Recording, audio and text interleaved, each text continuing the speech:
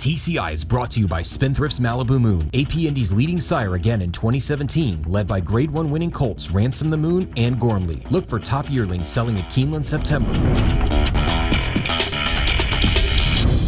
Welcome back to TCI, your inside track to the Breeders' Cup. Alongside Joel Cunningham, I'm John Siegel. Well, Joel, we have a huge race card to talk about this Saturday, but before we jump into all that, let's look back at last weekend and let's talk about Arrogate real quick. You know, he's the highest rated horse in the world. He's had 2 disappointing performances now, but it's interesting when you listen to his trainer, Bob Baffert, he talks more about the horse's psyche and that he feels like he's messed with his mental more than it is his physical. Do you agree with Bob on that when you watch these performances? I think he's on the right track there, because physically, when I'm looking at the horse in terms of his workouts and following him on video and in the post-parade, he physically looks very good to me. You know, I can't really fault him based on when he was in his, tremendous form to now physically and how he looks. He's just, I don't know if he's something mental or if he's not a happy horse or what's going on there, but he's not the same horse in terms of his performance. There's no question about it. So if it's not physical, then yeah, I mean, the psyche is maybe where it's at. Let's go to the race replay of the Pacific Classic, and I really felt like he was vulnerable in here. Now, it wasn't a great field, so I didn't know who was going to beat him. Would accelerate with blinkers on? Would he finally step up and win a race like this, a mile and a quarter? Yeah. You know, he's never really been top class, though. I loved the ability of Collected, but I didn't know how good he'd be at a mile and a quarter. But let's face it, at California, if you get a pretty easy and manageable lead, on those racetracks, it can carry you around there, and you see he holds on here. But Arrogate just ran in spots the entire race, in my opinion, from the quarter pole in particular, when he's put into the drive to the wire, just ran in spots. Never really put in a sustained run that we're used to seeing when Arrogate is on top of his game, John. Yep. And look, they got a 115 buyer for the race. I don't think the race was that good, because when Arrogate's on top of his game, he's running a 119 buyer. This wasn't a couple lengths off of his best visually. Sure. So that buyer is inflated. We've seen that Pacific Classic. They don't have a very good variant going a mile and a quarter there at Del Mar. And we've seen, Share Belief and Doulahan and Beholder run all their lifetime best buyers at a mile and a quarter in Pacific Classic. So I think you can throw out the number. I think Collected was holding on here at a distance he really doesn't like, because he's a good horse who got an easy lead on a California racetrack, and he was able to carry him to victory in here, and he deserved a Grade 1 win. I think Collected is more of a Breeders' Cup dirt mile contender now, and a big one going forward.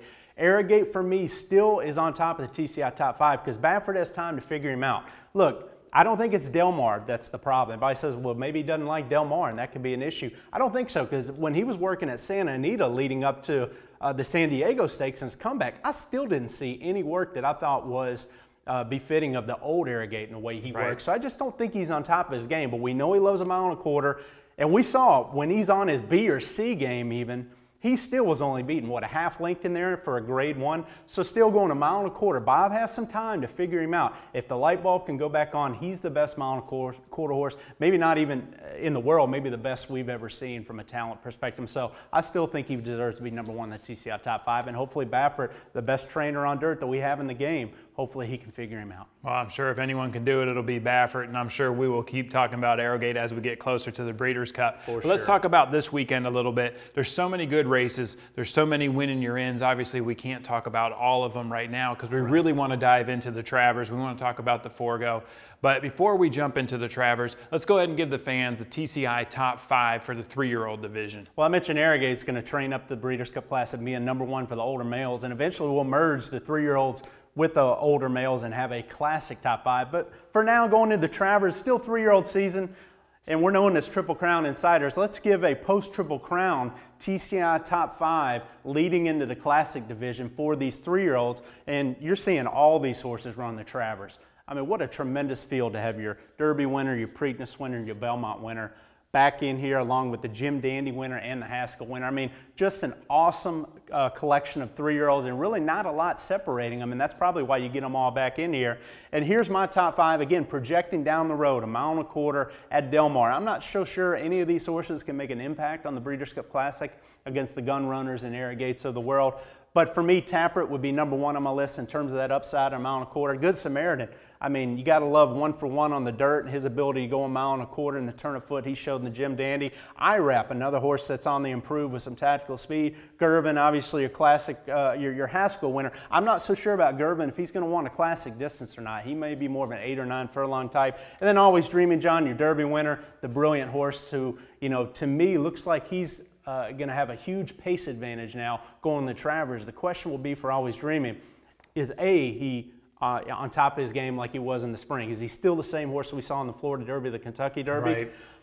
And B, you know, will he get the racetrack he wants? You know, I think he's a smaller type horse, John. He didn't like that deeper surface at Saratoga, and he ran in spots there. I think it got to him, you know, in his comeback race. I think he needs a tighter racetrack to run his best. He'll be lone speed going a mile and a quarter, you know, in the Travers with a bunch of closers trying to come after him. I think he has a big tactical edge. The question is, will they get the track and is he the same horse? You know, when we were there, we were fortunate enough to see him train there in Saratoga. The horse looks great right now, and it does seem like that Todd's trying to inject a little bit of speed in the mornings. But I have to tell you, the horse that I thought really passed the eyeball test was Good Samaritan. Here's a horse that came off the turf and looked, you know, fantastic in the Jim Dandy. Came out of the race, looks really, really good right now. So it's really interesting to see. This is such a deep field. It is really, I mean, they call it the Midsummer Derby this time, man. What a great group of horses running in this race. I take nothing away from Good Samaritan. I think he's in tremendous form, and I think he's a big player at a mile and a quarter if the race sets up for him in the Travers. My problem with him is when I saw that Saratoga racetrack early in the meet, and particularly in those two-turn races, it almost played like the poly track did at Keeneland, if you remember that, to where, you know, speed on the rail was basically a dead duck, and anything swooping wide down the middle of the track was the benefactor. And that's sort of the race that it looked like to me. I mean, Good Samaritan drew away from your Preakness winner, your Derby winner, like they were standing still. I think he's a good horse. I don't think he was that good of a horse, you know, to make your dirt debut and win that decisively. I think that was a little bit of a product of the racetrack.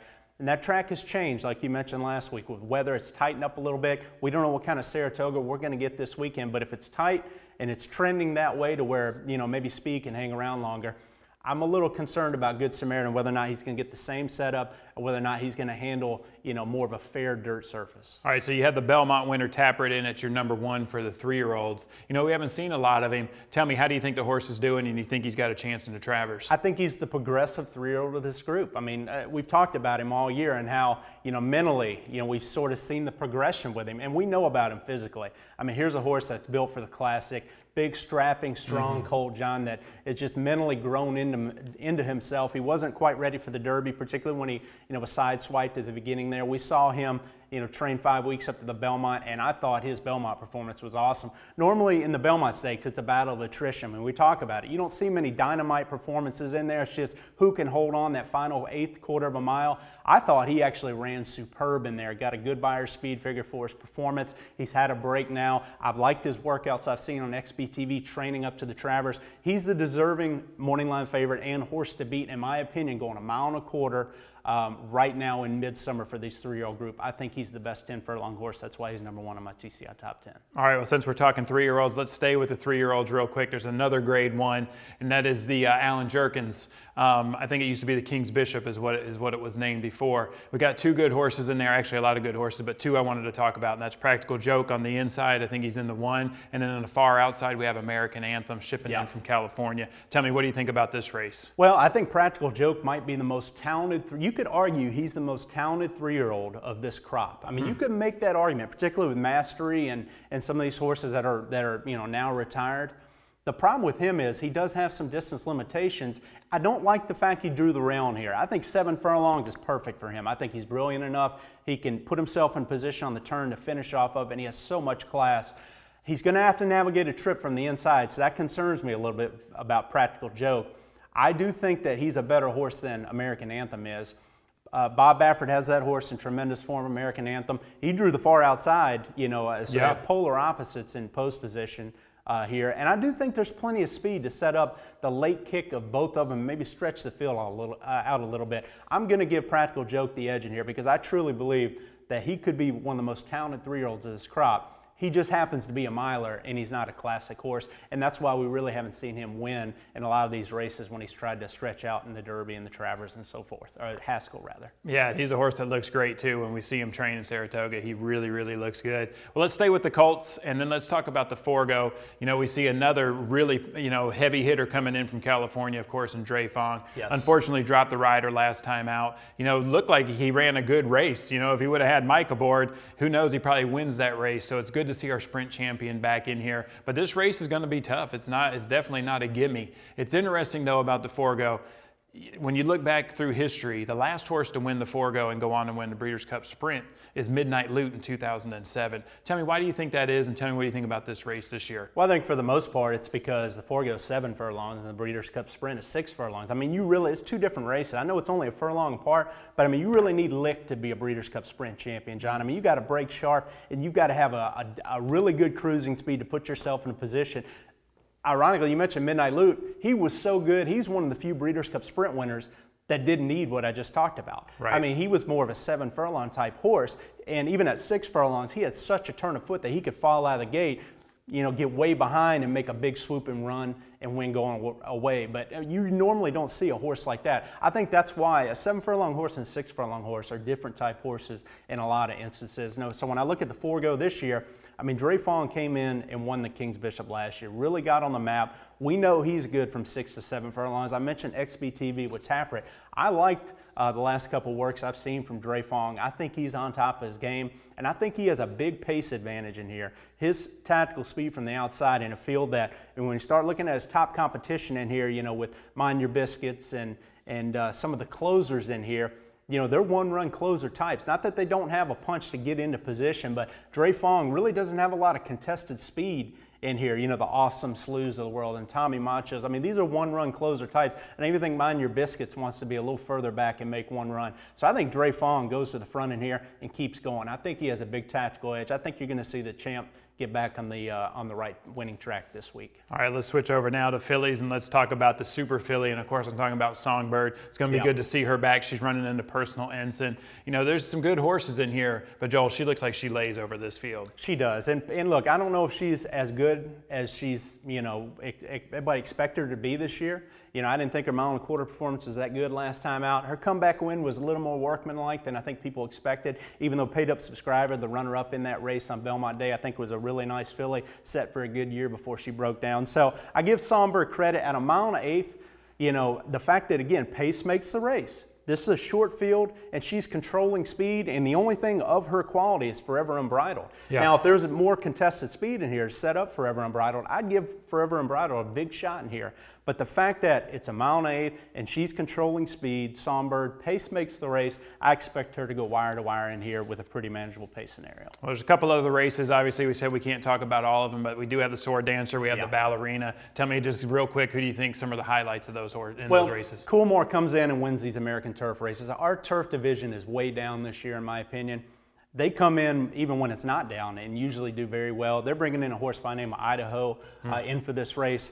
Group 1 place last time out, but behind some really heavy hitters there. I expect him to win the Sword Dancer and earn a berth into the Breeders' Cup, John. But their their top string horse on a firm course is still Highland Real, who I think you're going to see at the end of the year come back and defend his title on the turf. Okay. But I do like Idaho this weekend. You're going to get Lady Eli and some other horses in action in the Boston Spa. So just a tremendous card at Saratoga. And look, I mentioned pace makes the race, and that was sort of indicative in a lot of my selections today. I didn't really give a pick for the Travers, but I want to. I actually think IRAP has a big chance of upsetting the Travers because I think he has the tactical speed to track Always Dreaming early. And again, when you start looking at these Travers horses, one thing I see are a lot of horses that want to make one good closing run in here. IRAP's a horse that's in tremendous form. They've talked about his development. I actually think he could break through with a Grade 1 win in here, tracking Always Dreaming, getting a tactical jump on a lot of the closers and going on with it. And he's a son of Tisnow, John. He should love a mile and a quarter. Son of Tisnow, half to tap it, or half to Spitestown. Half to Spitestown. He's a sprinter. Yeah, and he actually, he's sort of muscular like a sprinter, but Tisnow and the stamina he's shown, I think you'll see out a mile and a quarter. I like him with a small upset. Who do you like? I like Always Dreaming. I think that he's doing a good job of just injecting that speed. I think he might just run away with it. We may see something special there from the Derby win. I know they expected a better performance than Jim Dandy. So if they get a tight racetrack, he is lone speed. He'll be out there by himself, and I could definitely see that happen if he gets this track. It's going to be a great weekend of racing. Thank you guys for watching. Make sure you come back next week. We'll recap all these races, and we'll see if Always Dreaming gets it done in the Travers.